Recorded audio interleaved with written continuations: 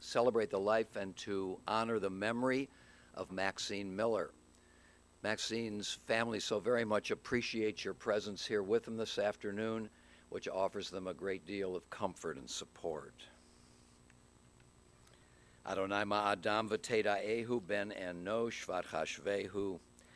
O Lord, what are we that you have regard for us? What are we that you are mindful of us? We are like a breath. Our days are like a passing shadow. We come and we go like grass, which in the morning shoots up renewed, in the evening it fades and it withers. You cause us to turn to dust, saying, "Return, you mortal creatures." Would that we were wise, that we understood whither we are going. For when we die, we carry nothing away. Our glory does not accompany us. Mark the wholehearted and behold the upright. They shall have peace. The author of the first of the Bible's 150 Psalms describes for us in language that is both poignant and succinct the nature of the good life and the fruits of a life well lived.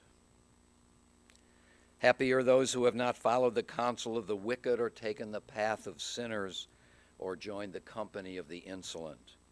Rather, the teaching of God is their delight, and they study that teaching day and night. They are like a tree planted beside streams of water that yields its fruit in its season, whose foliage never fades, and whose fruit always flourishes. Let us take comfort together now in the 23rd Psalm. The Lord is my shepherd, I shall not want. He maketh me to lie down in green pastures. He leadeth me beside the still waters. He restoreth my soul. He guideth me in straight paths for his name's sake. Yea, though I walk through the valley of the shadow of death, I will fear no evil, for thou art with me. Thy rod and thy staff, they comfort me. Thou preparest a table before me in the presence of mine enemies. Thou hast anointed my head with oil, my cup runneth over. Surely goodness and mercy shall follow me all the days of my life, and I shall dwell in the house of the Lord forever. Kohelet, the author of the biblical book of Ecclesiastes, reminds us that for everything there is a season, a time for every experience under the heavens, a time to be born and a time to die, a time to plant and a time to uproot what is planted, a time to tear down and a time to build up, a time to weep and a time to laugh, a time to grieve and a time to dance, a time to throw stones and a time to gather stones, a time to embrace and a time to refrain from embracing, a time to seek and a time to lose, a time to keep and a time to discard, a time to tear and a time to sow, a time to keep silence and a time to speak. In the rising of the sun and in its going down, we will remember Maxine Miller. In the blowing of the wind and in the chill of winter, we will remember her. In the opening of buds and in the rebirth of spring, we will remember her. In the rustling of the leaves and in the beauty of autumn, we will remember her. In the beginning of the year and when it ends, we will remember her. When we are weary and in need of strength, we will remember her. When we are lost and sick at heart, we will remember her. When we have joys we yearn to share, we will remember her. So long as we live, she too shall live, for she is always a part of us as we remember her. Maxine Miller died this past Friday on her birthday at the age of 82. She lived a long and a full life, always in the presence of others on whom she made such an indelible impact. We miss her presence among us, but we know that she is now at peace. Maxine, Mimi to her family and her myriad of friends, was born in Cleveland and graduated from Cleveland Heights High School in 1954. She attended The Ohio State University for a year and then returned to Cleveland. She worked for a while for an insurance company before she and the love of her life, Marvin, were married on December 23rd, 1956. Thereafter, she became a homemaker and soon a mother to her two boys, Howard and Harley. When her children were old enough, Mimi returned to the workforce, this time for the accounting firm of Hartley Audit, which eventually became Bergman, Himmel, and Associates. She worked for this company for 35 years, retiring only a few years ago. Early in her life, she had volunteered at Suburban Hospital and played Maj with her friends, with her young son, Howard, sometimes filling in as the fourth player. And when she retired, these two activities again became central to her. She volunteered in the gift shop at Montefiore for several years, and she enjoyed, once again, playing Maj with her friends.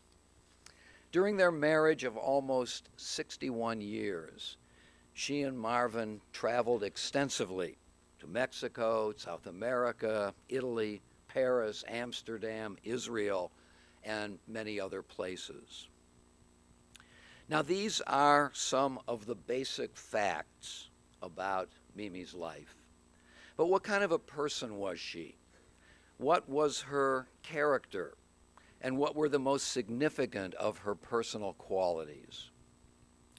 When I met with Maxine's family late this past Saturday afternoon, I saw and heard their praises of this wonderful woman literally pour out of them in words and through their tears.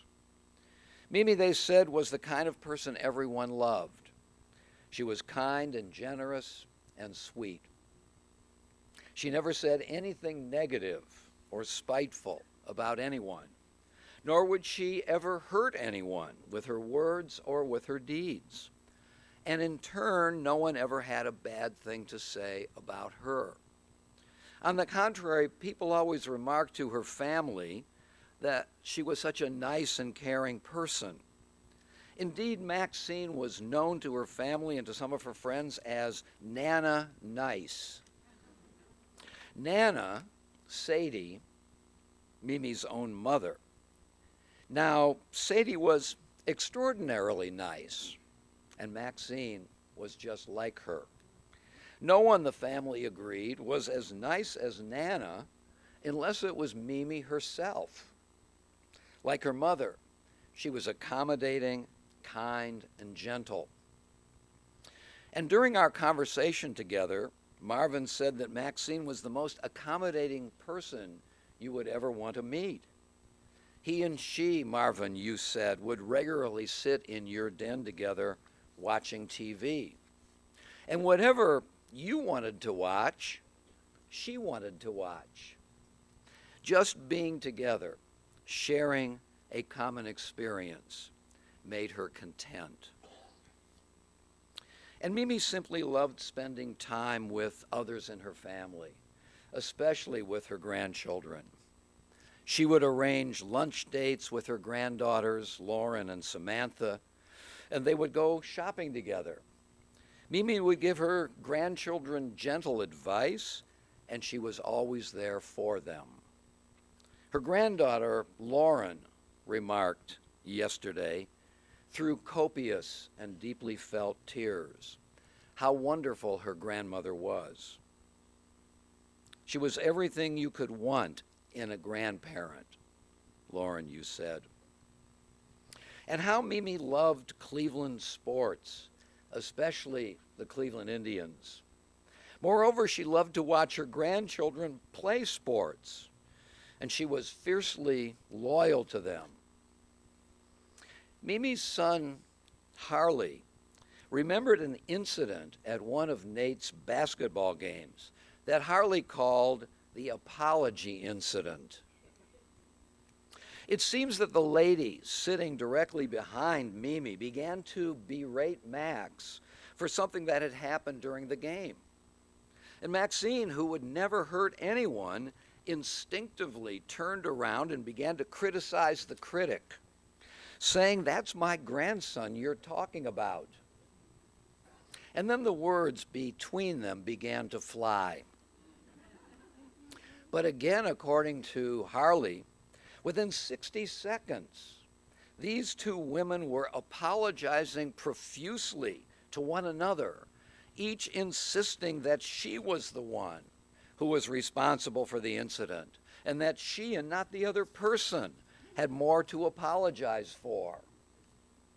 And evidently, the two of them ended up quickly in gentle and friendly conversation. The apology incident. Now, Mimi always welcomed family and friends into her home. There was the regular Sunday brunch, and there were family dinners. And then there was the candy drawer in her kitchen, which her children and grandchildren and their friends always looked forward to opening. And when they did open the drawer and help themselves to those delicious goodies, Mimi derived great pleasure from their eagerness. And though this may not have pleased the parents of Mimi's grandchildren, their displeasure paled compared to the joy that it gave Mimi. In addition, Mimi was the epitome of the classy lady. A woman of impeccable taste and style, Mimi, and now I quote one of the members of the family, Mimi could do Chanel better than Chanel. Indeed, she was in a class all her own because she was so pretty and so well put together. Her hair, her nails, her clothes, her makeup, her jewelry and shoes and glasses, all in wonderful, understated, but unmistakable style. She was, as someone remarked during our conversation, like a delicate flower, to which somebody else added immediately, yes, but she was tough and determined and purposeful. Indeed, though Mimi lived with one kind of physical problem or another during the past 10 years, she got up every morning ready to have a full and satisfying day. And though she was often living with pain, she maintained such natural elegance and grace that one would never know that she was experiencing discomfort. She never complained, both because it was not in her nature to complain and because she did not want to trouble others with her own issues. What was in her nature was to care about others. When Mimi would ask someone, "How are you?" she genuinely meant it and genuinely wanted to know the answer. She was kind and warm and fun to be around. And Mimi knew how to make and to keep a friend, partly because she never talked about herself.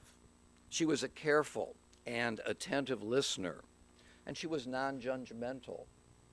As a result, Mimi had friendships that she and her friends cherished, many of which went back 70 years. One time when her daughter-in-law, Jill, was on the phone with Mimi, she asked her whether she regretted not having daughters, to which Mimi replied that in fact she did have two daughters, her two daughters-in-law, Jill and Jean. And she always remarked that she and her sister-in-law, Barbara, were like sisters. Maxine Miller is survived by her husband of nearly 61 years, Marvin, by her sons, Howard and Harley, and her daughters-in-law, Jean and Jill, by her brother-in-law and sister-in-law, Harlan and Barbara, by her four grandchildren, Samantha, Wiley, Lauren, and Nate, by her nephews and nieces, Melvin and Freda, and Erica and Greg and Melissa, and by her great-nephew, J.D. She was predeceased by her parents, Sadie and Harry, and by her siblings, Donald and Jerry. Maxine Miller lived a long and an uncommonly rich life, surrounded as she was by friends and family, and by the nourishing and satisfying relationships that she shared with everyone she loved. Mimi herself promoted so much harmony and goodness, and she modeled a life of kindness and caring, of classiness and grace. Indeed, she made a lasting impact on all who knew and loved her. She was, in the words of her daughter-in-law, an inspiration just by being herself.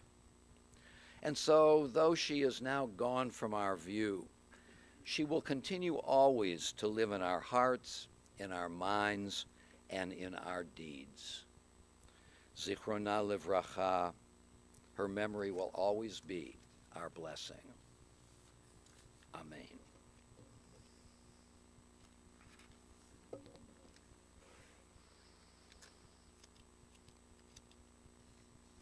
O God of life, amid the ceaseless tides of change which sweep away the generations, your love remains to comfort us and to give us hope.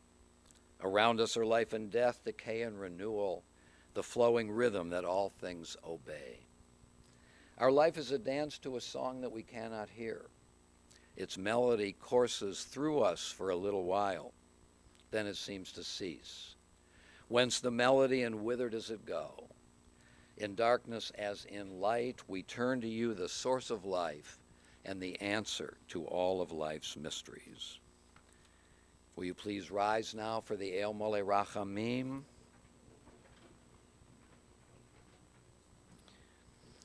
El Mole Rachamim shochein bamromim, hamtzei menucha nechona tachat kanfei hashchina, im kadoshim utahorim kazohar harakia mazhirim, et nishmat Miriam bat Herschel v'shena shahacha la'olama. Bala rachamim yastireh b'seder kanafav la'olamim, v'yitzror bitzror hachayim et nishmata. Adonai hu nachalata v'tanuach b'shalom em mishkava v'nomar amen. Compassionate God, eternal Spirit of the universe, grant perfect rest in your sheltering presence to Maxine Mimi Miller, our loved one who has entered eternity.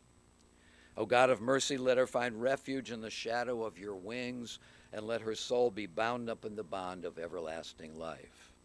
God is her inheritance. May she rest in peace, and let us say together, Amen. Will you please be seated?